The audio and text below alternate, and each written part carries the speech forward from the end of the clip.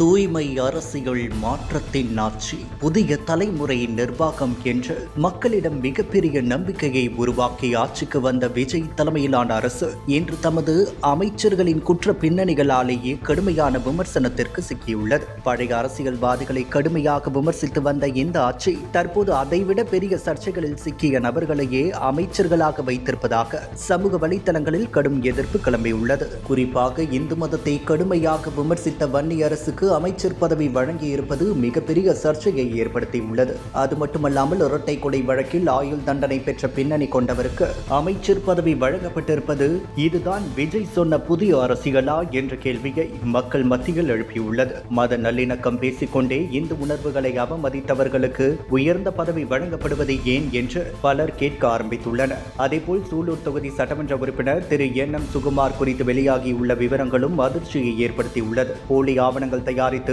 Corporate நிதி மோசடியில் ஈடுபட்டதாக குற்றச்சாட்டுகள் உள்ள நபர் இன்று ஆட்சியில் இடம்பெற்றிருப்பது நேர்மையான நிர்வாகம் என்ற விஜயின் பேச்சையே கேள்விக்குறியாக்கியுள்ளது. ஊழல் இல்லாத அரசு என்று கூறியவர்கள் போலி ஆவண சர்ச்சையில் சிக்கியுள்ளவர்களை எப்படி முக்கிய இடத்தில் வைத்திருக்கிறார்கள் என்று மக்கள் கேட்கின்றனர். மதுரை கிழக்கு தொகுதி சட்டமன்ற உறுப்பினர் திரு எஸ் கார்த்திகேயன் மீதும் கடுமையான குற்றச்சாட்டுகள் பேசப்பட்டு வருகின்றன. போலி பத்திரங்கள், போலி உயில் ஆவணங்கள் தயாரித்து அடியாட்களை பயன்படுத்தி மக்களின் நிலங்களை பலவந்தமாக அபகரித்ததாக கூறப்படும் குற்றச்சாட்டுகள் சமூக வலைதளங்களில் பரவி வருகின்றன. நில அபகரிப்பு அரசியலை முடிவுக்கு கொண்டு வருவோம் என்று பேசியவர்கள் இன்று நில மோசடி குற்றச்சாட்டு கொண்டவர்களையே ஆட்சியில் வைத்திருப்பதாக விமர்சனங்கள் எழுகின்றன. காட்பாடி தொகுதி சட்டமன்ற உறுப்பினர் டாக்டர் எம் சுதாகர் குறித்த தகவல்களும் கடும் அதிர்ச்சியை ஏற்படுத்தியுள்ளது.